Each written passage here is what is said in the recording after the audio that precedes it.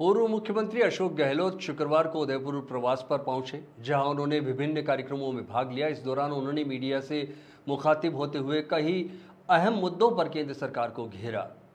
गहलोत ने 3 साल पूर्व हुए कन्हैयालाल हत्याकांड के मामले में न्यायिक प्रक्रिया की धीमी गति पर सवाल उठाए। उन्होंने कहा कि अब तक मात्र 15 गवाह ही पेश हो सके हैं। आखिर ऐसा क्या कारण रहा कि 3 साल बाद बीत जाने के बाद भी मामला आगे नहीं बढ़ पाया? राजस्थान की जनता इसका जवाब चाहती है। पूर्व मुख्यमंत्री ने केंद्र सरकार से ये भी पूछा कि क्या मामले की गंभीरता केवल राजनीतिक बयानों तक सीमित थी या वास्तव में न्याय की दिशा में कोई ठोस काम हो रहा है। इसके साथ ही उन्होंने हाल ही में लेह में हुई हिंसा और सामाजिक कार्यकर्ता सोनम वांगचुक की गिरफ्तारी को लेकर भी नाराजगी जताई। गहलोत ने कहा कि सोनम वांगचुक कोई आतंकवादी नहीं है, उन्हें लेह से पकड़कर जोधपुर लाया गया। ये लोकतंत्र और अभिव्यक्ति की स्वतंत्रता के खिलाफ है।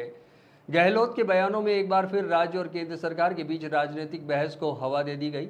उनके प्रवास के दौरान कई समर्थक और पार्टी कार्यकर्ताओं ने भी उनसे मुलाकात की है। मोदी जी ने बताया कन्हैयालाल वाले मामले में, कन्हैयालाल का मामला, कन्हैयालाल टेलर का मामला, क्या वो मामला मामूली है क्या?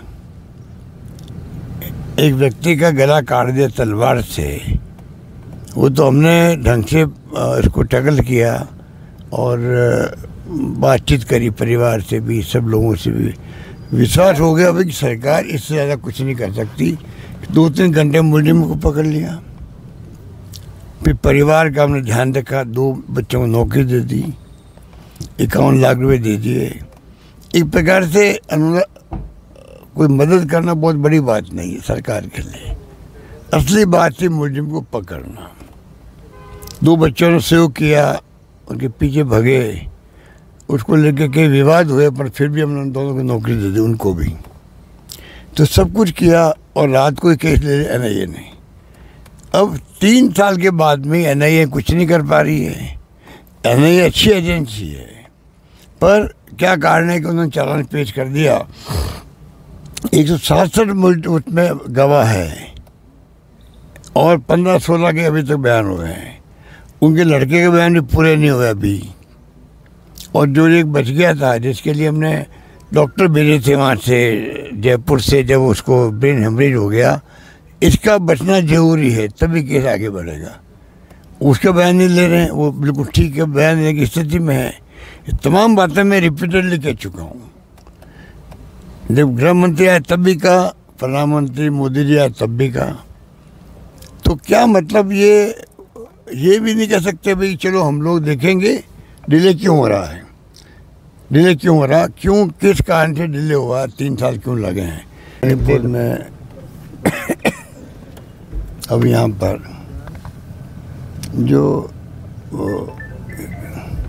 हिंसा का माहौल बन रहा है वो उचित नहीं है। सरकार, होम मिनिस्ट्री को तो सब मालूम रहना चाहिए कि क्या क्या कारण है। पहले समय रहते हुए बातचीत कर ले तो कई समस्या का समाधान हो जाता है। अब 2.5 साल हो गए मणिपुर के अंदर। 2.5 साल किसे कहते हैं? कितना खून खराबा हुआ। अब इस तरह से बिगड़ गई कि प्रधानमंत्री मोदी जी अभी जाके आए वहाँ पर, उसके बाद में फिर हिंसा होने लग गई।